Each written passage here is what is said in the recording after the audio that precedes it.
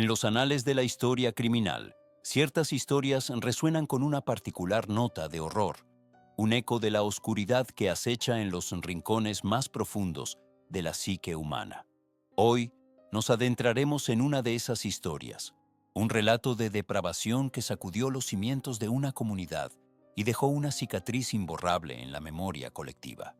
¿Qué clase de monstruo acecha en la aparente normalidad de un pueblo tranquilo? Nos trasladamos a la apacible localidad de Newtown, Connecticut, en los Estados Unidos de América. Era el 14 de diciembre de 2012, un día que comenzaría como cualquier otro, pero que pronto se transformaría en una pesadilla inimaginable. En la escuela primaria Sandy Hook, un joven de 20 años llamado Adam Lanza desató un infierno de violencia. Armado con un rifle semiautomático Bushmaster AR-15 y varias pistolas, Lanza irrumpió en la escuela y abrió fuego contra niños inocentes y el personal docente. ¿Qué motivó a este joven a cometer un acto tan atroz? La masacre duró apenas unos minutos, pero el daño infligido fue inconmensurable. 20 niños de entre 6 y 7 años perdieron la vida. 6 adultos, valientes profesores y miembros del personal, también fueron asesinados mientras intentaban proteger a los niños. La escena que encontraron los equipos de emergencia era dantesca. Los pasillos, antes llenos de risas y alegría, ahora estaban manchados de sangre y silencio. El horror se extendía como una sombra, envolviendo a toda la comunidad en un manto de dolor y desesperación. Pero la tragedia no terminó ahí. Antes de dirigirse a la escuela, Lanza había asesinado a su propia madre, Nancy Lanza, en su casa. Un acto de violencia doméstica que presagiaba la carnicería que estaba por venir. ¿Cómo pudo una madre no prever la oscuridad que se gestaba en el alma de su hijo? Las investigaciones posteriores revelaron una perturbadora imagen de Adam Lanza, un joven aislado, con problemas de salud mental y una fascinación obsesiva por la violencia y las armas de fuego. Se le diagnosticó síndrome de Asperger, aunque algunos expertos cuestionan si este diagnóstico explica completamente sus acciones. La policía nunca pudo determinar un motivo claro para la masacre.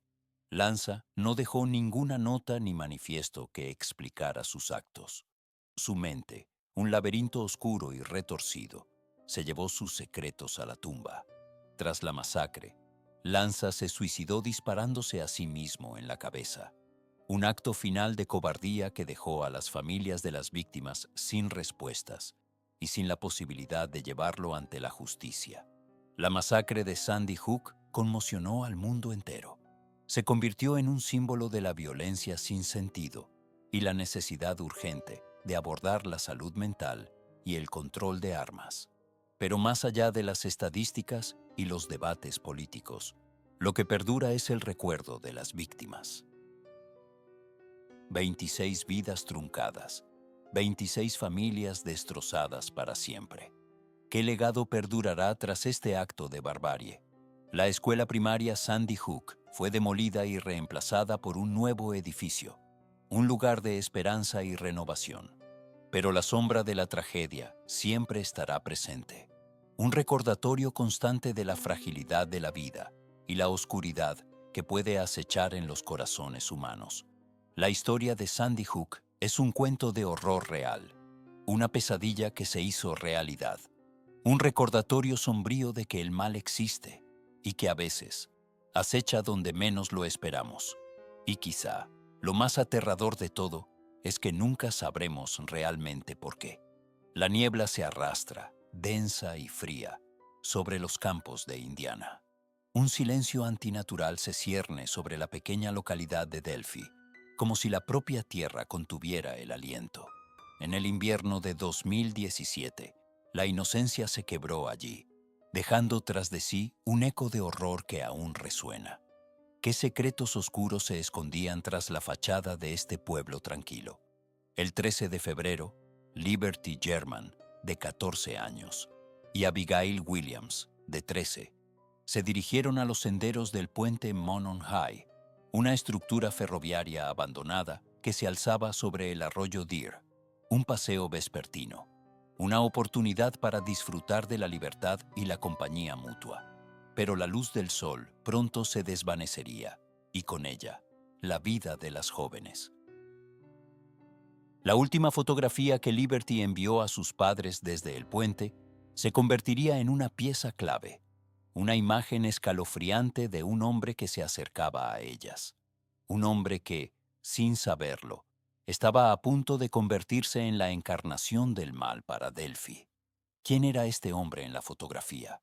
¿Y qué horrores les aguardaban a las chicas en el bosque?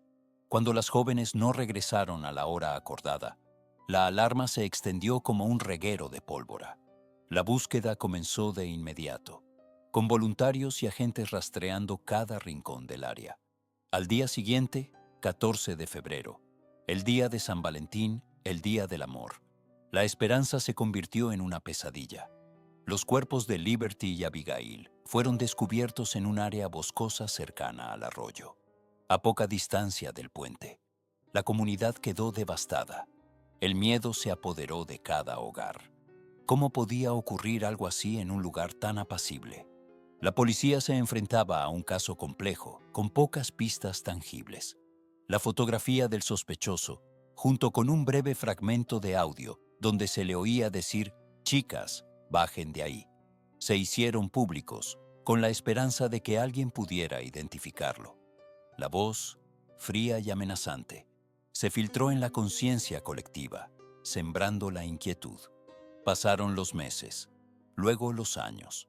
La investigación se estancó, pero nunca se detuvo por completo. Se ofrecieron recompensas, se analizaron miles de pistas, pero el asesino permaneció en las sombras. ¿Podría la tecnología moderna desvelar la identidad del asesino o permanecería este crimen sin resolver para siempre? En 2017, Ronald Logan, propietario del terreno donde se encontraron los cuerpos, fue considerado sospechoso, pero murió de causas naturales en 2019 sin ser acusado. En 2022, Richard Allen, un farmacéutico local, fue arrestado y acusado de los asesinatos. La evidencia en su contra incluía un arma de fuego que coincidía con las balas encontradas en la escena del crimen. El juicio de Allen está programado para 2024. ¿Se hará justicia finalmente para Liberty y Abigail? Mientras la comunidad de Delphi espera el juicio, la sombra del puente Monon High sigue siendo un recordatorio constante de la fragilidad de la inocencia y la persistencia del mal. Un recordatorio de que, a veces, los monstruos se esconden a plena vista, esperando el momento oportuno para atacar. Y que, incluso en los lugares más tranquilos, la oscuridad puede acechar bajo la superficie, lista para reclamar sus víctimas. En el corazón de la campiña inglesa, donde los campos verdes se extienden hasta donde alcanza la vista, y la niebla matutina se aferra a la tierra como un sudario, se esconde una historia de oscuridad y desesperación. Una historia que comenzó con una desaparición, un vacío que resonaría a través de generaciones. Fue en 1968 cuando el silencio se apoderó del pequeño pueblo de Epping. Sheila Bowell, una joven de 22 años, se desvaneció sin dejar rastro. Su partida no fue anunciada. No hubo gritos ni señales de lucha. Simplemente una ausencia repentina que dejó a su familia y amigos sumidos en la incertidumbre. ¿Qué secretos ocultaban los bosques que rodeaban el pueblo? ¿Qué sombras acechaban en la tranquilidad aparente de Epping? La policía local, liderada por el inspector detective Robert Hallett, inició una búsqueda exhaustiva. Cada rincón del pueblo fue examinado, cada camino recorrido, cada vecino interrogado. Pero las horas se convirtieron en días y los días en semanas, sin que apareciera una sola pista. La esperanza comenzó a desvanecerse, reemplazada por un temor frío y persistente. Podría ser que Sheila Bowell se hubiera convertido en una estadística más, una víctima olvidada en los archivos policiales. Pasaron casi 3 décadas. El caso de Sheila Bowell se había enfriado, archivado como un misterio sin resolver. Pero en 1995, un descubrimiento macabro sacudió los cimientos de Epin. Un grupo de trabajadores que realizaban tareas de mantenimiento en un bosque cercano tropezó con algo perturbador: restos humanos enterrados bajo un viejo roble. ¿Podrían estos huesos contar la historia de la joven desaparecida? El análisis forense confirmó lo que muchos temían: los restos pertenecían a Sheila Bowell. La joven había sido asesinada y enterrada en ese lugar remoto, su secreto guardado por la tierra durante 27 años. Pero, ¿quién era el responsable de este acto atroz? ¿Quién había robado la vida de Sheila y la había ocultado en la oscuridad del bosque? La reapertura del caso trajo consigo una nueva ola de investigaciones. Se revisaron viejos archivos, se entrevistaron a antiguos sospechosos, se buscaron nuevas pistas en la evidencia existente. Y fue entonces cuando un nombre emergió de las sombras del pasado: Peter Tobin, un hombre con un historial de violencia y un oscuro secreto. ¿Podría ser él el monstruo que había acechado en Epin durante tantos años? La policía rastreó a Tobin, quien en ese momento se encontraba cumpliendo condena por otros delitos. Durante el interrogatorio, Tobin negó cualquier participación en la desaparición y muerte de Sheila Bowell, pero las pruebas circunstanciales eran abrumadoras. Su conexión con la zona, su historial de violencia y ciertas inconsistencias en su coartada lo convertían en el principal sospechoso. ¿Podría un hombre ser capaz de guardar un secreto tan oscuro durante tanto tiempo?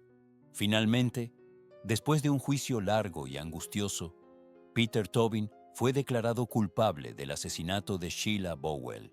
La verdad, enterrada durante casi 3 décadas, finalmente salió a la luz. Pero incluso con la justicia cumplida, la historia de Sheila Bowell sigue siendo un recordatorio sombrío de la fragilidad de la vida y de los horrores que pueden acechar en los lugares más inesperados. Y uno se pregunta, ¿cuántos secretos más permanecen ocultos, esperando ser desenterrados?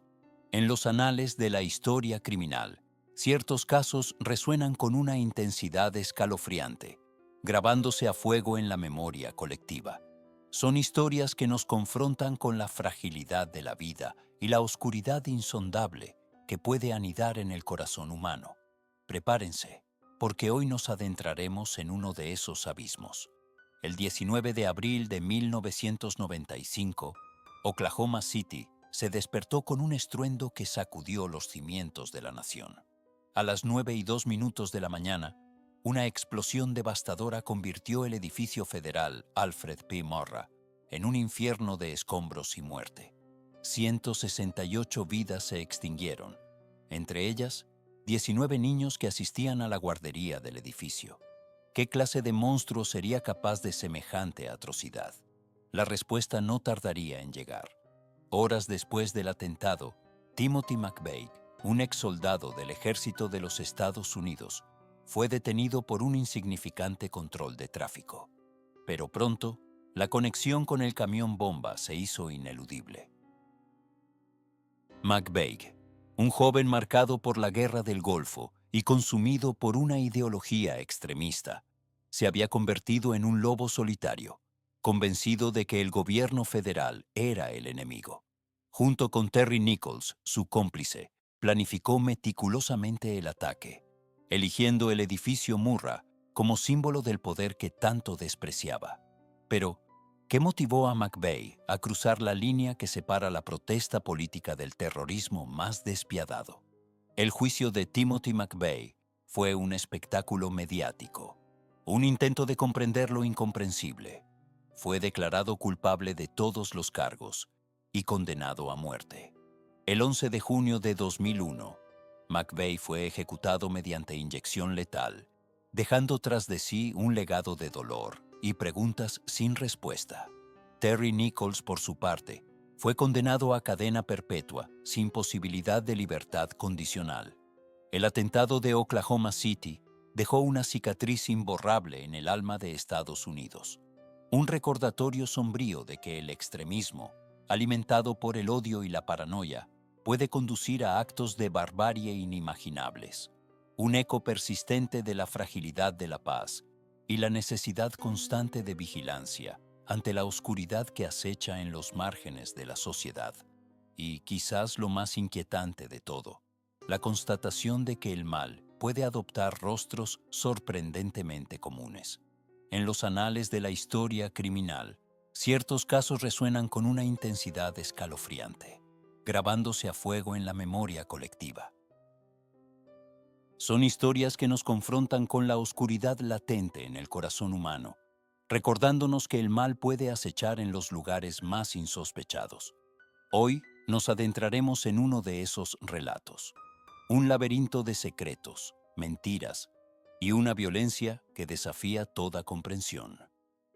¿Están preparados para descender a las profundidades de la depravación? La historia que vamos a narrar se desarrolla en la apacible ciudad de Milwaukee, Wisconsin. Un lugar que, en apariencia, ofrecía la promesa de una vida tranquila y sin sobresaltos. Pero tras esa fachada de normalidad, se ocultaba un monstruo, un depredador que acechaba en las sombras, esperando el momento oportuno para atacar. Nuestro protagonista, si es que podemos llamarlo así, es Jeffrey Dahmer. Nacido en mayo de 1960, Dahmer creció en un entorno familiar aparentemente estable. Sin embargo, desde temprana edad, mostró signos de una perturbadora fascinación por la muerte y la descomposición. ¿Qué oscuros impulsos germinaban en su interior? A medida que avanzaba en la adolescencia, su comportamiento se volvió cada vez más errático y preocupante. Experimentó con el alcohol, se aisló de sus compañeros y comenzó a manifestar fantasías macabras, un cóctel explosivo que presagiaba la tragedia que estaba por venir. Entre 1978 y 1991, Dahmer perpetró una serie de crímenes atroces que conmocionaron al mundo. Asesinó a 17 hombres y jóvenes, la mayoría de ellos pertenecientes a minorías raciales y sexuales. Sus métodos eran brutales, sádicos y absolutamente inhumanos. Pero la historia no termina ahí. Lo que realmente distingue a Dahmer de otros asesinos en serie es la naturaleza grotesca de sus actos posteriores a los asesinatos. Necrofilia, canibalismo, conservación de restos humanos como macabros trofeos. ¿Cómo puede una mente humana concebir semejantes horrores? El arresto de Dahmer en julio de 1991 marcó el fin de su reinado de terror. Pero el descubrimiento de su apartamento, un auténtico museo de la depravación, dejó al descubierto la magnitud de su maldad. Fotografías de sus víctimas, cráneos blanqueados, restos humanos almacenados en el refrigerador. La escena era dantesca. Durante el juicio, Dahmer intentó alegar demencia, pero fue declarado cuerdo y culpable de 15 cargos de asesinato. Condenado a 15 cadenas perpetuas consecutivas, su destino parecía sellado. Sin embargo, la historia aún reservaba un último y macabro giro. En noviembre de 1994, tan solo 3 años después de su encarcelamiento, Dahmer fue asesinado por otro recluso en la prisión de Columbia, en Wisconsin. Un final violento para una vida marcada por la violencia. La muerte de Dahmer no cerró las heridas que había infligido. Las familias de sus víctimas siguen sufriendo el dolor de la pérdida y la indignación ante la brutalidad de sus crímenes. Su legado permanece como un recordatorio sombrío de la capacidad humana para la crueldad y la necesidad de permanecer vigilantes ante las señales de advertencia. Pero ¿qué podemos aprender realmente de la historia de Jeffrey Dahmer? ¿Es simplemente un caso aislado de maldad extrema? ¿O es un reflejo de algo más profundo y perturbador en la sociedad? La respuesta, quizás, sea más inquietante de lo que estamos dispuestos a admitir, porque, en el fondo, todos llevamos dentro la semilla de la oscuridad. La clave está en saber reconocerla y evitar que germine. La niebla se cierne sobre el valle, densa y fría, como un sudario esperando su momento. En este escenario, donde la línea entre la vida y la muerte se difumina, nos adentraremos en una historia que helará la sangre incluso al más escéptico. 1974. Un año marcado por la incertidumbre política y social, pero que para los habitantes de Amityville, en el estado de Nueva York, quedaría grabado a fuego por una razón mucho más oscura.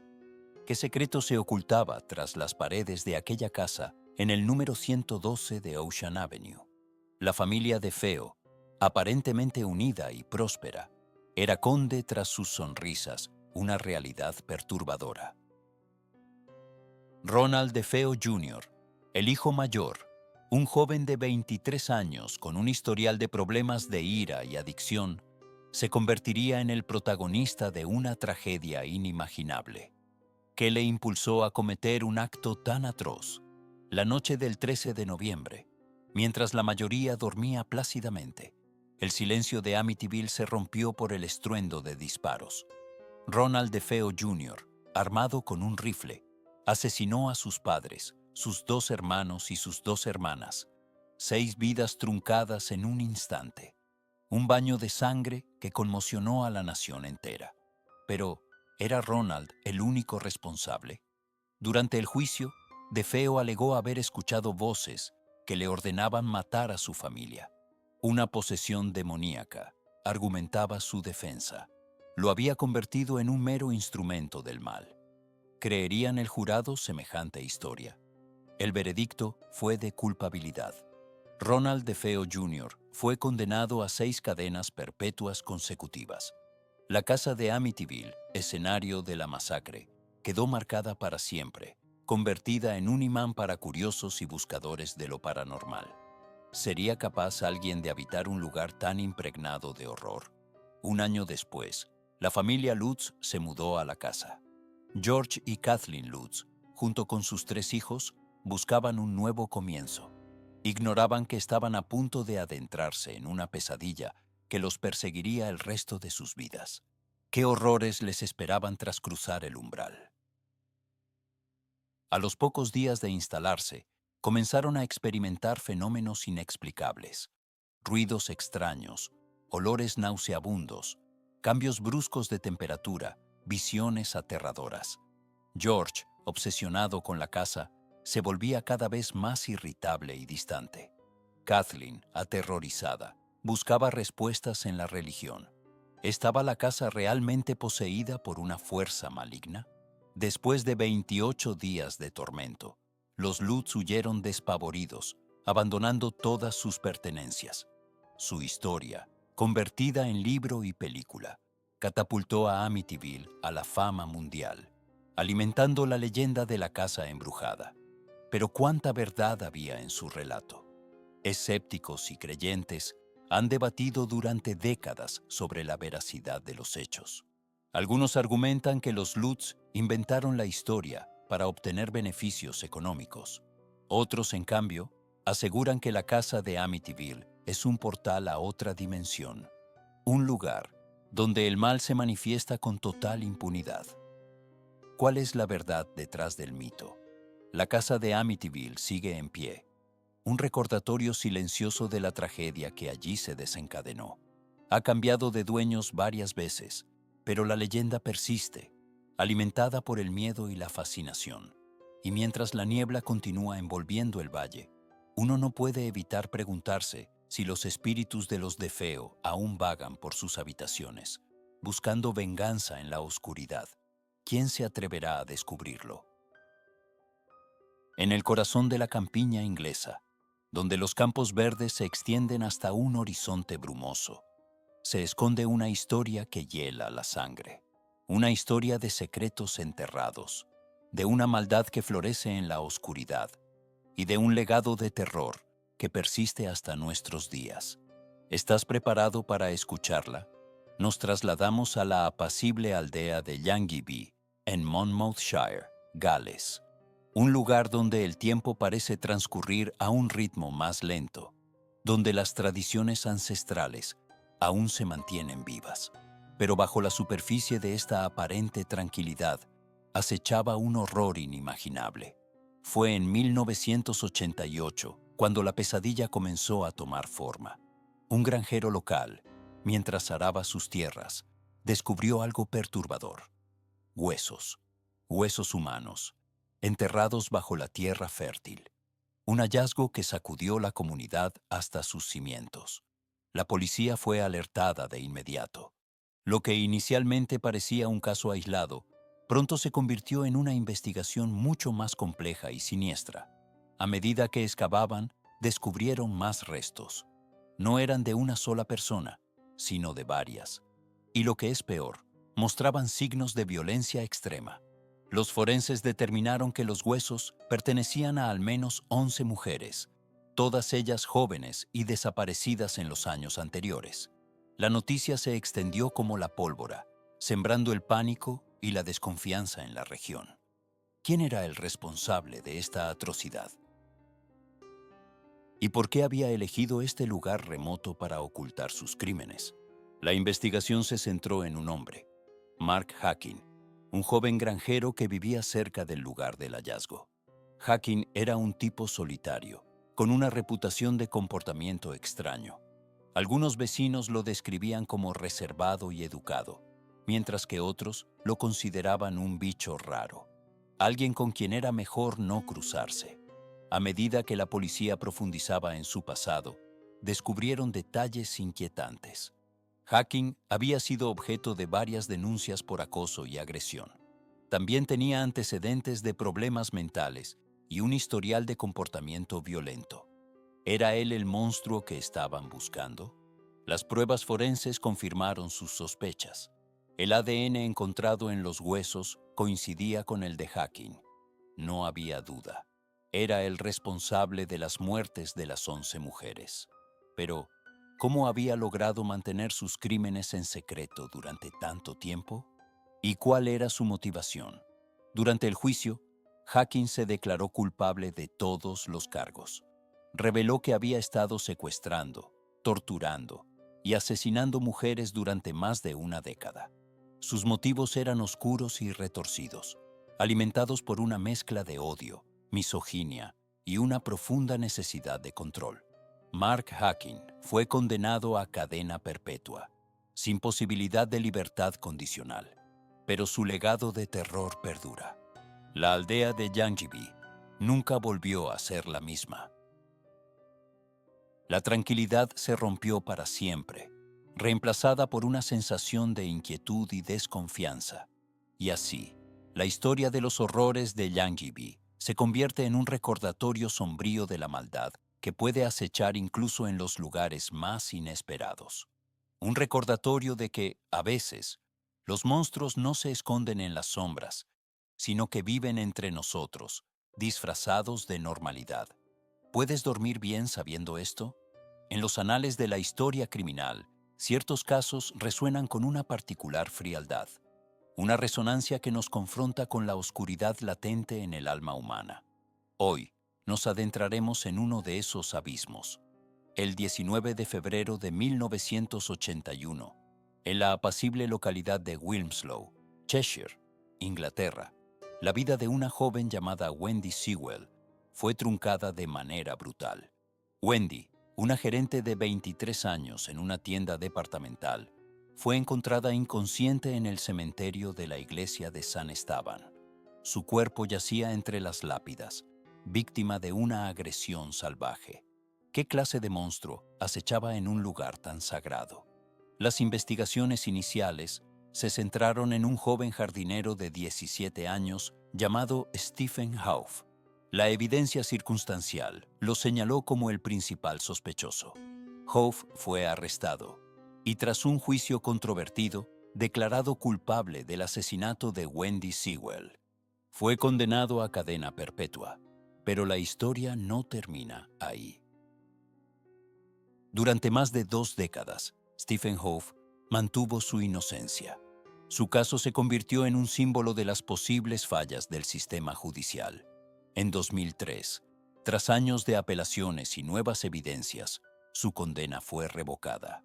Hauff fue liberado, un hombre que había perdido más de 20 años de su vida, tras las rejas por un crimen que, según se demostró, no cometió. ¿Quién era entonces el verdadero asesino de Wendy Sewell? La respuesta a esa pregunta permaneció en la oscuridad durante décadas. No fue hasta 2010, casi 30 años después del crimen, que la ciencia forense moderna reveló la verdad. El análisis de ADN demostró que el verdadero asesino era un hombre llamado John Cannan. Cannan, un asesino convicto que ya cumplía cadena perpetua por otros crímenes, nunca fue juzgado por la muerte de Wendy Sewell. Murió en prisión en 2021. El caso de Wendy Sewell es un recordatorio sombrío de la fragilidad de la justicia y de cómo la verdad, a veces, permanece oculta en las sombras, esperando pacientemente a ser revelada. Un recordatorio de que, incluso en los lugares más tranquilos, el mal puede acechar, esperando el momento oportuno para atacar, y que, a veces, la justicia tarda décadas en llegar, dejando tras de sí un rastro de vidas destrozadas y preguntas sin respuesta. En las sombras de la historia, donde la oscuridad se entrelaza con la realidad, existen relatos que desafían nuestra comprensión. Crímenes tan brutales, tan inexplicables, que dejan una cicatriz imborrable en el tejido mismo del tiempo. ¿Están listos para adentrarse en uno de ellos? El invierno de 1959 se cernía sobre el norte de los Montes Urales, en la Unión Soviética. Un grupo de 9 experimentados excursionistas, liderados por Igor Dyatlov, se aventuró en una expedición que prometía ser un desafío, pero que se convertiría en una pesadilla. Jóvenes, fuertes, llenos de vida.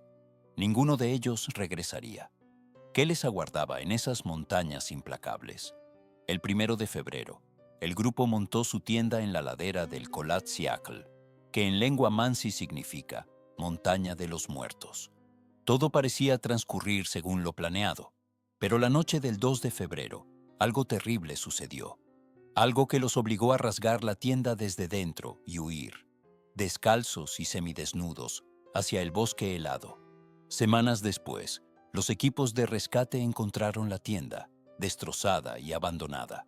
Los objetos personales de los excursionistas permanecían intactos, pero ellos se habían esfumado. ¿A dónde huyeron? ¿Y por qué? Los primeros cuerpos fueron descubiertos a varios cientos de metros de la tienda, cerca de un viejo bosque de cedros. Estaban vestidos solo con su ropa interior, y algunos presentaban quemaduras leves. La búsqueda continuó, revelando un panorama cada vez más macabro. Otros cuerpos fueron hallados en barrancos cercanos, con horribles fracturas internas, como si hubieran sido víctimas de una fuerza sobrehumana. Uno de los excursionistas carecía de lengua. ¿Qué clase de criatura o qué clase de fuerza podría infligir tales heridas? La investigación oficial concluyó que la causa de la muerte fue una fuerza natural irresistible. Un veredicto vago, insatisfactorio, que solo alimentó las teorías y las especulaciones. Avalanchas, vientos huracanados, pruebas militares secretas, incluso encuentros con seres extraterrestres. Todo se ha barajado para explicar lo inexplicable, pero ninguna explicación logra disipar la inquietud que rodea al incidente Dyatlov. 65 años después, el misterio persiste. Las montañas guardan silencio, pero susurran secretos a aquellos que se atreven a escuchar. 9 vidas truncadas, un enigma sin resolver, y la eterna pregunta que resuena en el viento helado. ¿Qué ocurrió realmente en la noche del 2 de febrero de 1959? Quizá, algunas preguntas están destinadas a permanecer sin respuesta, recordándonos la fragilidad de la vida y la inmensidad de lo desconocido. Y tal vez, en la oscuridad de los montes Urales, la verdad sigue esperando, congelada en el tiempo, para siempre inalcanzable. En el corazón de la campiña inglesa, donde los campos verdes se extienden hasta donde alcanza la vista, y la niebla se aferra a la tierra como un sudario fantasmal, se esconde una historia que hiela la sangre. Una historia de secretos enterrados, de inocencia perdida y de una maldad tan profunda que desafía toda comprensión. ¿Estás preparado para adentrarte en la oscuridad? 1974. Un año que comenzó como cualquier otro en el tranquilo pueblo de Cannock Chase, Staffordshire. Pero pronto, la aparente normalidad se hizo añicos, revelando una verdad escalofriante que perseguiría a la comunidad durante décadas. ¿Qué acechaba en los bosques sombríos? Todo comenzó con la desaparición de niños. Primero, Marion Richardson, de 7 años, desapareció en mayo mientras jugaba cerca de su casa. Luego, en agosto, Christine Darby, también de 7 años, corrió la misma suerte, desvaneciéndose sin dejar rastro. 2 niñas, 2 familias destrozadas y un miedo creciente que se apoderaba de Cannock Chase. ¿Podría ser una simple coincidencia? La policía, desconcertada, inició una búsqueda exhaustiva. Cada rincón del bosque fue peinado. Cada pista, por insignificante que pareciera, fue investigada. Pero el tiempo pasaba y la esperanza se desvanecía, hasta que finalmente encontraron lo impensable. ¿Qué horrores aguardaban en la espesura? Los cuerpos de Marion y Christine fueron descubiertos, brutalmente asesinados. La conmoción se extendió como un reguero de pólvora, transformando el miedo en pánico. Un depredador acechaba en Cannock Chase y nadie estaba a salvo. ¿Quién era capaz de semejante atrocidad? La investigación se intensificó. La policía interrogó a cientos de personas, buscando cualquier indicio, cualquier conexión. Y entonces surgió un nombre: Raymond Leslie Morris. Un hombre aparentemente normal, un ingeniero casado, con una vida sin incidentes. Pero bajo la superficie se ocultaba una oscuridad insondable. ¿Era él el monstruo que buscaban? Morris fue arrestado y acusado del asesinato de Christine Darby. Las pruebas eran circunstanciales, pero convincentes. Un testigo lo había visto cerca del lugar donde se encontró el cuerpo de la niña. Y en su coche se hallaron fibras que coincidían con la ropa de Christine. ¿Sería suficiente para condenarlo? En 1969, Raymond Leslie Morris fue declarado culpable y sentenciado a cadena perpetua. La comunidad respiró aliviada, creyendo que la pesadilla había terminado. Pero la verdad era mucho más compleja. ¿Había terminado realmente la cacería? Años más tarde, en 1987, Morris confesó el asesinato de Marion Richardson. Su confesión heló la sangre incluso a los investigadores más curtidos. Describió con detalle cómo había secuestrado, abusado y asesinado a las niñas. ¿Qué clase de mente podía concebir tales actos? Raymond Leslie Morris murió en prisión en 2014, llevándose consigo muchos secretos a la tumba. Pero su legado de terror perdura en Cannock Chase. Los fantasmas de Marion y Christine aún vagan por los bosques, un recordatorio constante de la maldad que acecha en los lugares más inesperados. Y la pregunta persiste: ¿estamos realmente a salvo de los monstruos que se esconden entre nosotros?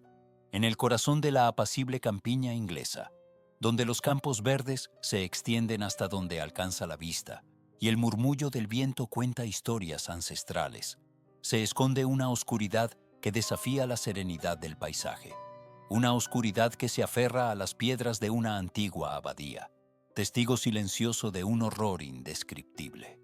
¿Qué secretos guardan los muros de piedra, erosionados por el tiempo y la intemperie? Nos adentraremos en la historia de la abadía de Northanger, no la que imaginó Jane Austen en sus páginas, sino una abadía real, escenario de una tragedia que resonaría a través de los siglos. Una tragedia que involucra ambición, locura y un pacto con fuerzas que la razón se niega a comprender. Retrocedamos hasta el siglo XV. En 1487, la abadía, entonces un floreciente centro de fe y saber, se vio envuelta en una serie de sucesos inexplicables. Los monjes, hombres de devoción y estudio, comenzaron a experimentar visiones perturbadoras, sueños febriles plagados de imágenes de sufrimiento y muerte. Algunos hablaban de susurros en la noche, voces que prometían poder a cambio de un precio terrible. ¿Qué clase de poder podría tentar a hombres consagrados a Dios? El abad, un hombre llamado Ricardo, se obsesionó con la alquimia y los textos prohibidos. Se decía que pasaba horas en la biblioteca, descifrando manuscritos antiguos que hablaban de rituales oscuros y la invocación de entidades primigenias. Sus sermones, antes inspiradores, se volvieron erráticos, llenos de referencias crípticas a la inminencia de un gran cambio. La atmósfera en la abadía se espesó, cargada de tensión y miedo. Los monjes, divididos entre la lealtad a su abad y el temor a lo que estaba ocurriendo, comenzaron a desertar. Uno tras otro, abandonaban el monasterio en la oscuridad de la noche, buscando refugio en pueblos lejanos. Pero, ¿escaparon realmente del horror o lo llevaron consigo? En 1492, la abadía quedó prácticamente desierta. Solo el abad Ricardo y un puñado de seguidores permanecieron, consumidos por la locura y la ambición. Se dice que en la noche de San Juan llevaron a cabo un ritual blasfemo en el corazón de la abadía, invocando una presencia que sellaría su destino. Los registros históricos son escasos, fragmentarios, pero los rumores persisten. Se habla de gritos desgarradores que resonaron en los campos circundantes, de una luz antinatural que emanaba de las ventanas de la abadía, de una pestilencia que asoló la región en los meses siguientes. ¿Qué clase de abominación desataron en el mundo? Cuando las autoridades llegaron a la abadía, encontraron una escena de carnicería indescriptible. Los cuerpos de los monjes yacían mutilados, sus rostros congelados en una expresión de terror absoluto. El abad Ricardo había desaparecido sin dejar rastro. La abadía fue abandonada, maldita por la iglesia y evitada por los lugareños. Durante siglos permaneció en ruinas, un recordatorio sombrío de la oscuridad que acecha bajo la superficie de la realidad. Hoy en día, solo quedan fragmentos de la abadía de Northanger, piedras cubiertas de musgo, arcos derruidos que se alzan como fantasmas del pasado. Pero incluso en su estado de abandono, el lugar emana una sensación palpable de inquietud. ¿Puedes sentirlo? El peso de la historia, el eco de los gritos, la presencia invisible que aún mora entre las ruinas. Dicen que en las noches de luna llena se pueden escuchar susurros en el viento, fragmentos de oraciones profanadas y el eco de un ritual que nunca debió ser invocado, y que aquellos que se aventuran demasiado cerca pueden sentir una presencia fría y voraz que los observa desde la oscuridad. La abadía de Northanger permanece como un monumento a la ambición desmedida y las consecuencias de jugar con fuerzas que no comprendemos. Un recordatorio de que incluso en los lugares más tranquilos y apartados, el horror puede encontrar un hogar, y que a veces es mejor dejar que los muertos descansen en paz. Porque hay puertas que, una vez abiertas, jamás podrán cerrarse. En el corazón de la campiña inglesa, donde los campos verdes se extienden hasta el horizonte y la niebla matutina se aferra a la tierra como un sudario, se esconde una historia que desafía la razón.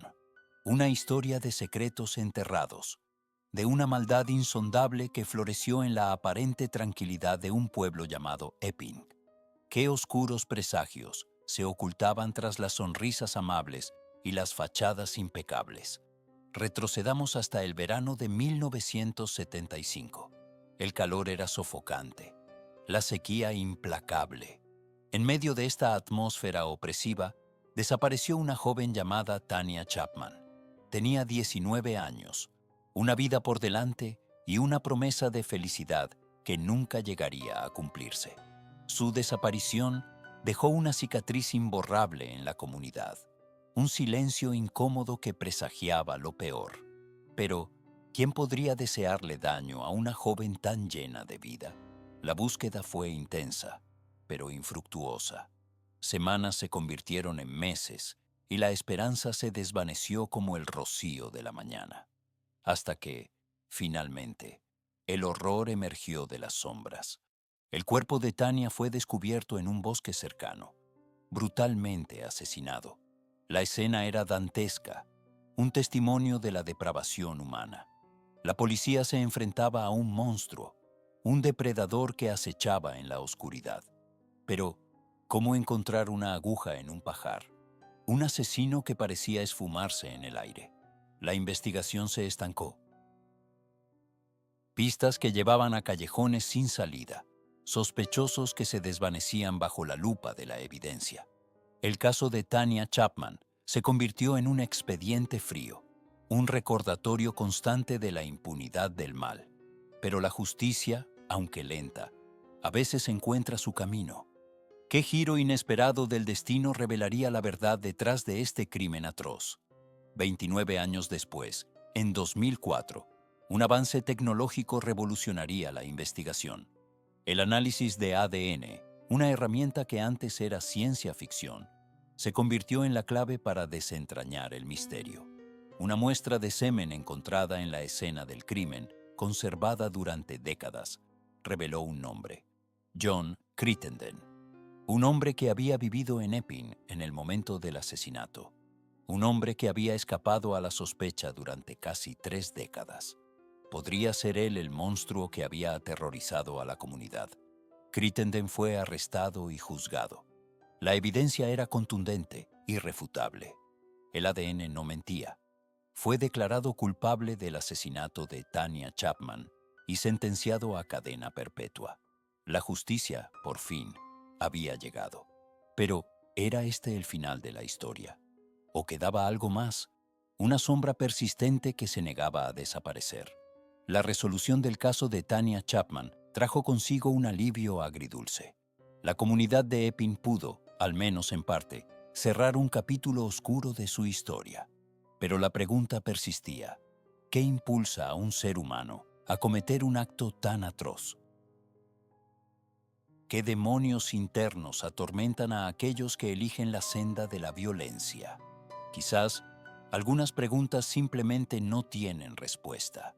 Y quizás es mejor que así sea, porque a veces la oscuridad que reside en el corazón humano es demasiado profunda, demasiado aterradora para ser comprendida. En los anales de la historia criminal, ciertas historias resuenan con una frialdad particular. Casos donde la depravación humana se manifiesta en su forma más pura. Hoy, nos adentraremos en uno de esos abismos. El 18 de enero de 1987, en la apacible localidad de Homestead, Florida, un descubrimiento macabro sacudió los cimientos de la comunidad. La policía, respondiendo a una llamada de emergencia, se encontró con una escena que desafiaba toda lógica y comprensión. Dentro de una vivienda modesta, yacían los cuerpos sin vida de 6 personas. Una familia entera, brutalmente exterminada. ¿Qué clase de monstruo sería capaz de semejante atrocidad? Las víctimas fueron identificadas como Franklin Bradley, de 35 años, su esposa, Bonnie Robinson Bradley, de 26, y sus 4 hijos, Franklin Jr., de 11 años, Ruby, de 10, LaToya, de 8, y Charles, de tan solo 4. La imagen era dantesca. Cada uno de ellos había sido asesinado a tiros, con una crueldad que helaba la sangre. La investigación se tornó rápidamente en una pesadilla. No había señales de robo ni de allanamiento. La puerta no había sido forzada. Todo apuntaba a que las víctimas conocían a su asesino. Pero, ¿quién podría desear la muerte de una familia aparentemente normal? Las semanas se convirtieron en meses y el caso Bradley se enfrió. Las pistas se agotaron. Los sospechosos fueron descartados. El silencio se apoderó de Homestead, un silencio cargado de miedo y desconfianza. Pasaron los años y la masacre de la familia Bradley se convirtió en una leyenda oscura, un recordatorio constante de la fragilidad de la vida y la omnipresencia del mal. Un caso sin resolver, destinado a permanecer en las sombras para siempre. ¿O no? 25 años después, en 2012, un detective reabrió el expediente. Una nueva mirada, nuevas tecnologías y una determinación inquebrantable. ¿Podría ser posible encontrar al culpable después de tanto tiempo? La respuesta, como suele ocurrir en estos casos, residía en los detalles. Un pequeño error, una declaración inconsistente, una pieza olvidada del rompecabezas. Y, finalmente, la verdad salió a la luz. La persona responsable de la masacre de la familia Bradley no era un extraño, ni un asesino en serie, ni un psicópata desconocido. Era alguien cercano a la familia, alguien en quien confiaban, alguien que, con una sangre fría escalofriante, les arrebató la vida. El nombre del asesino: Thomas Wyatt, el cuñado de Franklin Bradley. Su motivo: una disputa por dinero. Una deuda impagada, un resentimiento acumulado, una espiral de odio que culminó en una explosión de violencia inimaginable. Wyatt fue arrestado, juzgado y condenado a cadena perpetua. La justicia, aunque tardía, finalmente había llegado. Pero la pregunta persiste: ¿puede la justicia verdaderamente reparar el daño causado por un acto tan atroz? ¿Puede el tiempo borrar las cicatrices de una tragedia que marcó para siempre a una comunidad?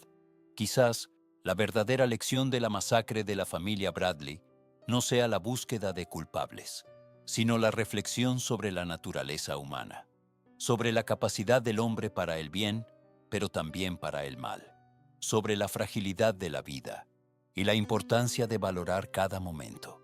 Porque, al final, nunca sabemos cuándo la oscuridad puede llamar a nuestra puerta.